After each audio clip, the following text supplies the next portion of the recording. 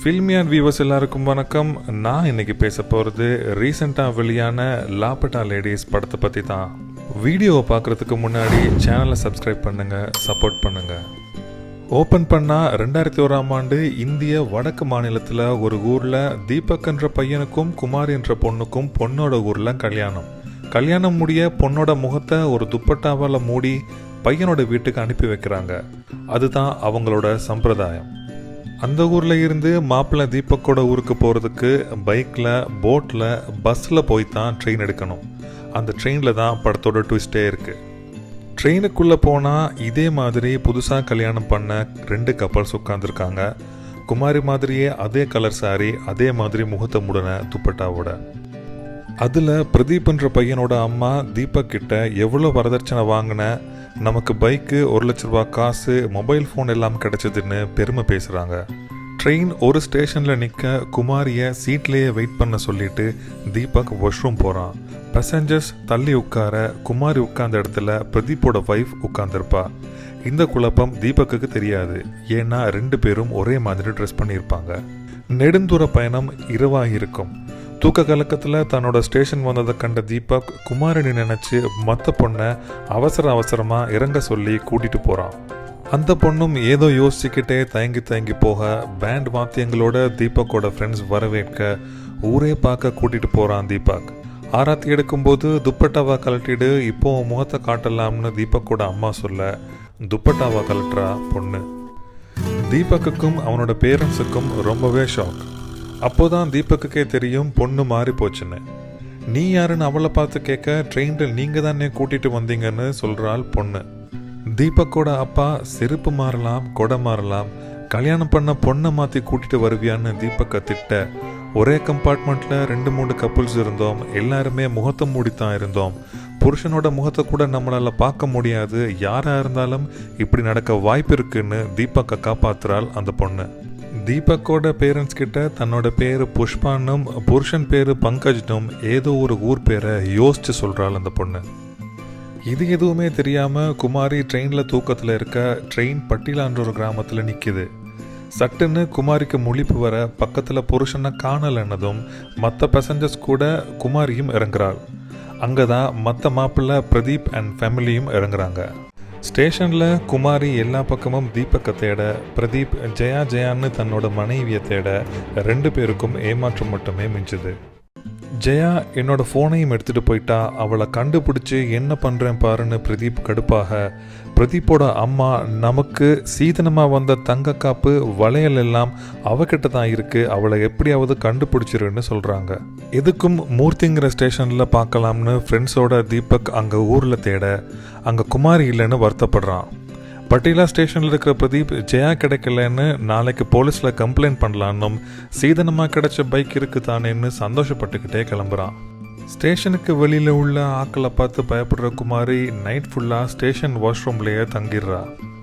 தீபக் வீட்டுக்கு ஆள் மாறி போன ஜெயா தன்னோட பேரை புஷ்பான்னு பொய் சொன்னது மட்டும் இல்லாமல் நைட் எல்லாரும் தூங்குனதும் ஃபோனில் இருந்த சிம்மை கழட்டி எரிச்சிட்டு சந்தோஷப்படுறாள்.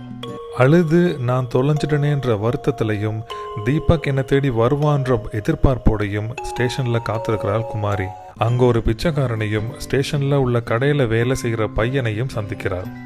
அந்த பையன் குமாரியை பற்றி விசாரிக்க, பதில் தெரியாமல் இவளும் முழிக்க ஸ்டேஷன் அதிகாரிகிட்ட கூட்டிகிட்டு போகிறான்.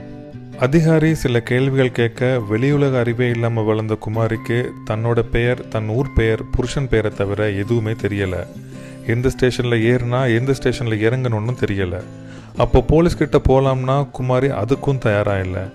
ஏன்னா போலீஸ் நம்மக்கிட்ட உள்ளதையும் பறிச்சிருவாங்கன்னு தீபக் சொன்ன அந்த வார்த்தைகள்.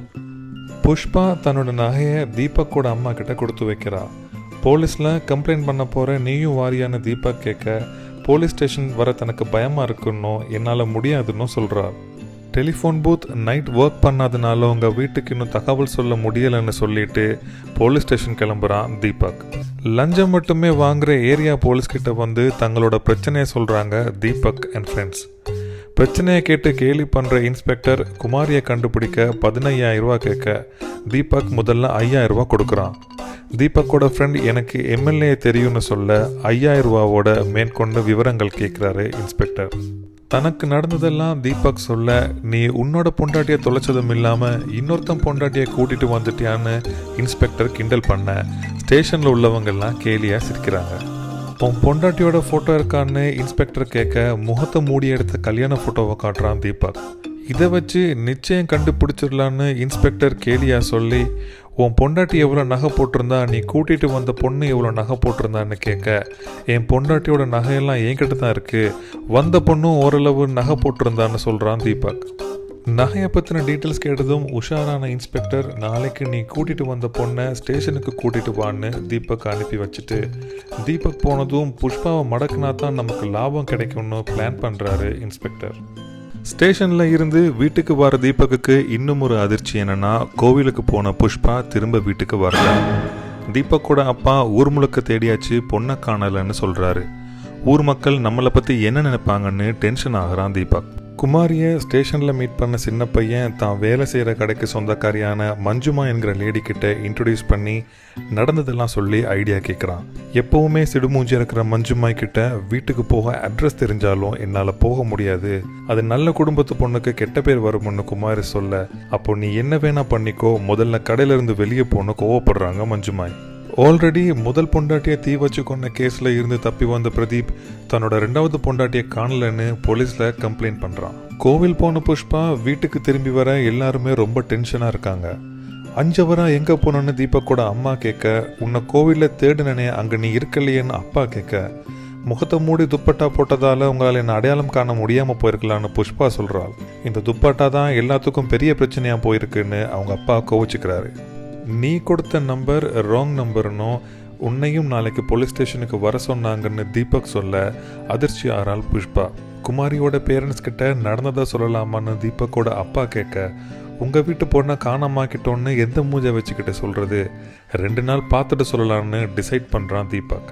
தீபக் குமாரியை காதலிக்க தொடங்கிய நாட்களை ஒரு பாடலோட நினைவு கூறி முடிக்க, தீபக்கோட ஊர் போலீஸ் ஸ்டேஷனுக்கு ஒரு ஃபேக்ஸ் வருது. ஜெயாங்கிற பொண்ணு இந்த தேதியில் இந்த ட்ரெயினில் காணாமல் போனதா. ஃபேக்ஸை வாசித்த இன்ஸ்பெக்டர் ஃபேக்ஸ் வந்த ஸ்டேஷனுக்கு கால் பண்ணி, நம்ம ஊர் பொண்ணும் இதே ட்ரெயினில் தான் இதே தேதியில் காணாமல் போனான்னு சொல்கிறார்.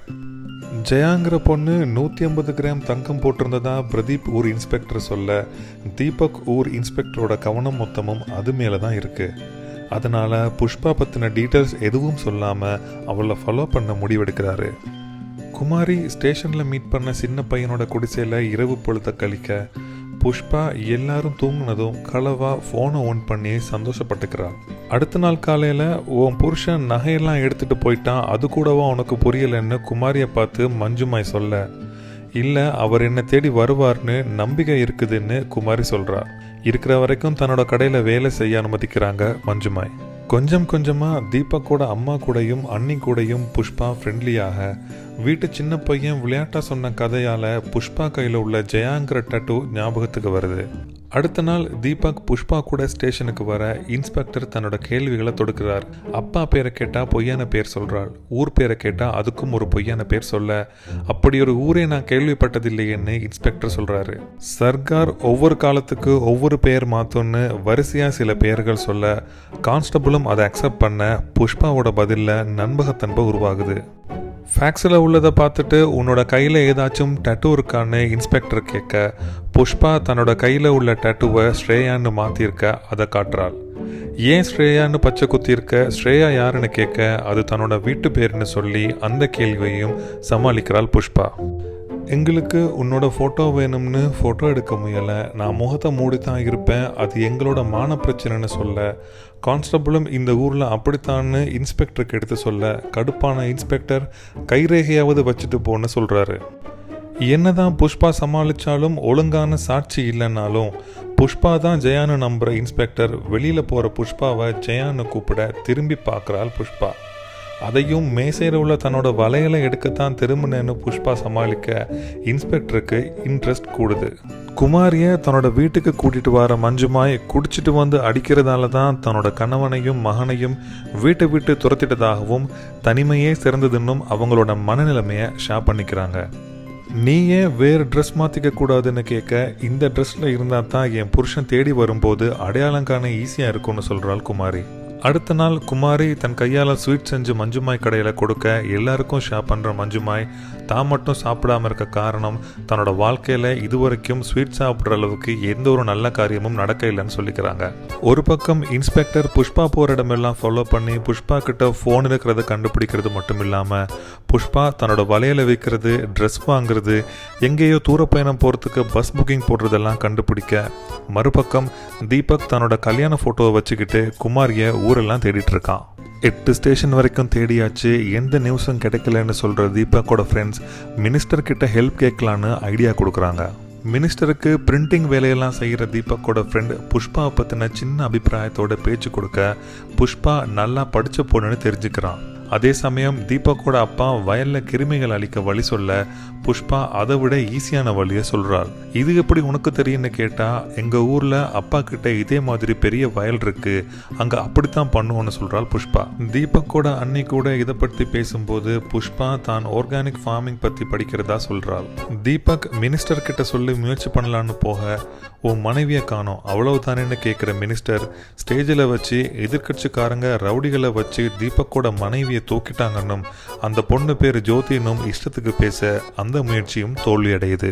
அண்ணியோட மகன் பப்ளு புஷ்பா மறைச்சு வச்சிருந்த போனை கண்டுபிடிக்க அவனுக்கு கேம் விளையாட கொடுத்து சமாளிக்கிறாள் புஷ்பா. அதே சமயம் அன்னிக்கு படம் வரைகிற திறமை இருக்குதுன்னு தெரிஞ்சுக்கிறாள். புஷ்பாவை ஃபாலோ பண்ணுற போலீஸ் புஷ்பா 25,000 ரூபா மணி ஆர்டர் யாருக்கோ அனுப்பியிருக்கான்னு கண்டுபிடிச்சிருக்காங்க. குமாரி தீபக் 2 பேரும் சோகத்திலேயே பொழுத கழிக்க புஷ்பா தீபக் வீட்டில் உள்ள லேடிஸ் கிட்ட ஒரு ஒற்றுமையையும் நல்லிணக்கத்தையும் உண்டு பண்ணுறாள். அன்னிக்கு ட்ராயிங் பென்சில்ஸும் பேப்பர்ஸும் வாங்கி கொடுக்குறாள். குமாரி கிடைக்கலன்னு தீபக் ஃப்ரெண்ட்ஸ் கூட பாரில் குடிக்க, குடிபோதையில் 2 பசங்க இந்த மாதிரி காணாமல் போன பொண்ணுங்களை சினிமாவில் மாதிரி எவனாச்சும் விபச்சாரத்தில் சேர்த்துருவா, இல்லைன்னா நீ இல்லைன்னு அவள் எவனோடையாச்சும் போயிடுவாள்னு சொல்ல கோபப்பட்டு சண்டை பிடிச்சிட்டு வீட்டுக்கு வாரான் தீபக். அன்னைக்கு ராத்திரி யாருக்கும் தெரியாம வீட்டை விட்டு ஓடி போலான்னு புஷ்பா ரெடியாக தீபக்கோட நிலைமையை பார்த்து பிளானை கேன்சல் பண்றாள். புஷ்பா வாங்கி கொடுத்த பேப்பர்ல அண்ணி பப்ளுவை வரைஞ்சு காட்ட தனக்கும் ஒரு படம் வரைஞ்சு தர சொல்லி கேட்கிறாள் புஷ்பா. ஆனா யார்கிட்டையும் சொல்ல வேணான்னு கேட்டுக்கிறாள். குமாரி மஞ்சுமாய் கடையில வேலை செய்தனால அவளுக்கு சம்பளமா கொஞ்சம் பணம் கொடுக்கறாங்க மஞ்சுமாய். அது குமாரிக்கு ரொம்ப சந்தோஷத்தை கொடுக்குது. புஷ்பா ஏதோ ஒரு படத்தை தீபக்கோட ஃப்ரெண்டுக்கு கொடுக்கறாள். இந்த சமயத்துல புஷ்பாவோட போட்டோ தீபக் போலீஸ் ஸ்டேஷனுக்கு ஃபேக்ஸ்ல வருது. அதை பார்த்து சந்தோஷப்பட்ட இன்ஸ்பெக்டர் பிரதீப்பூர்ல உள்ள போலீஸ் ஸ்டேஷனுக்கு இன்ஃபார்ம் பண்ணி பொண்ணு இங்க தான் இருக்கு, நான் பாத்துக்கிறேன்னு சொல்றாரு.